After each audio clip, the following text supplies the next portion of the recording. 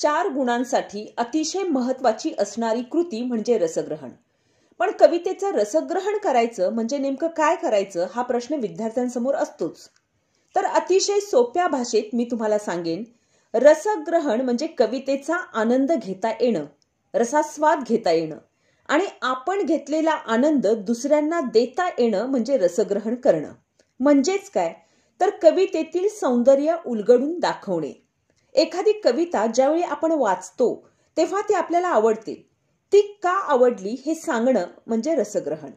कविता छान आहे, कविता सुंदर आहे असं आपण म्हणत असतो, पण ती का सुंदर आहे हे मांडणं म्हणजे रसग्रहण। आता रसग्रहण करण्यासाठी कवितेतील काही काव्यपंक्ती देण्यात येतील। तुम्हाला त्याचं रसग्रहण करत असताना 3 मुद्दे लक्षात ठेवावे लागतील। आता परीक्षेमध्ये उत्तर लिहित असताना या 3 मुद्द्यानुसारच तुम्ही लिहावं असं अपेक्षित नाही, परंतु जर हे मुद्दे तुम्ही लिहिले तर तुमचं उत्तर मुद्देसूद दिसेल, आकर्षक दिसेल आणि गुण मिळवण्यासाठी त्याचा नक्की फायदा होईल। म्हणून या 3 महत्त्वाच्या मुद्द्यांचा आपण आधी विचार करूया। पहिला मुद्दा आहे आशय सौंदर्य, दुसरा मुद्दा आहे काव्य सौंदर्य आणि तिसरा मुद्दा आहे भाषा सौंदर्य। आता या प्रत्येक मुद्द्याचा आपण सविस्तर विचार करूया।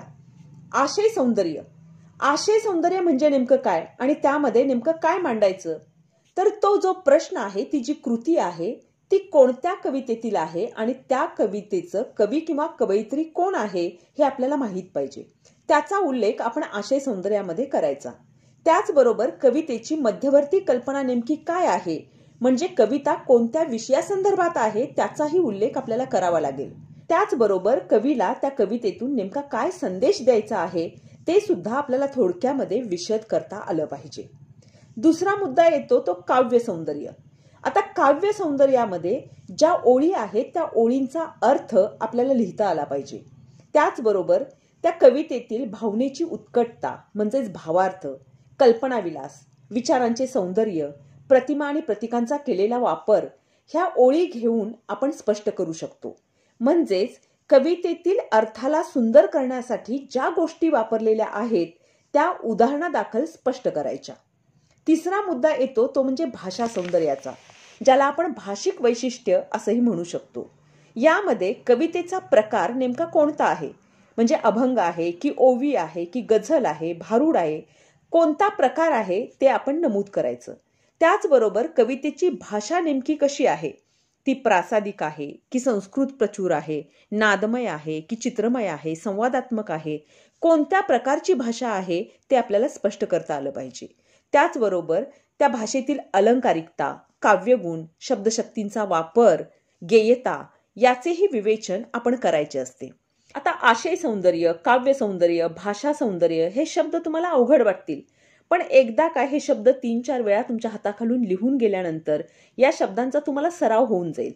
आणि ही कृती अतिशय सोप्या पद्धतीने सोडवण्यासाठी मी तुम्हाला एक युक्ती सांगते। कोणतीही कविता असू द्या, त्या कवितेतल्या कोणत्याही ओळी तुम्हाला जर प्रश्नामध्ये विचारल्या गेल्या तरी त्याचे आशय सौंदर्य हे तेच येणार आहे।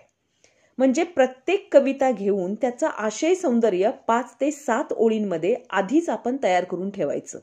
त्याचबरोबर त्या कवितेचं भाषा सौंदर्य सुद्धा 5 ते 7 ओळींमध्ये आपण आधीच त्याची तयारी करून ठेवायची। फक्त बदलेल काय, तर बदलेल काव्य सौंदर्य, म्हणजे त्या ओळींचा अर्थ काय आहे एवढं आपल्याला स्पष्ट करता आलं की झालं।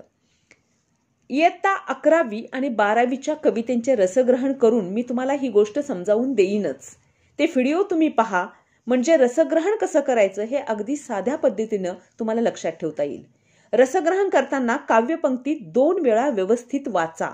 कवीला त्या ओळीतून नेमकं काय सांगायचं आहे आणि कशा प्रकारे सांगितलं आहे एवढं आपण समजून घ्यायचं आणि आपल्या भाषेमध्ये मांडायचं। कवितेच्या रसग्रहणासाठी भेटूयात आपण पुढच्या व्हिडिओमध्ये। मी बनवलेल्या व्हिडिओंच्या आधारे तुम्ही अभ्यास करा। मराठीमध्ये तुम्हाला नक्कीच अपेक्षेप्रमाणे चांगले गुण मिळतील।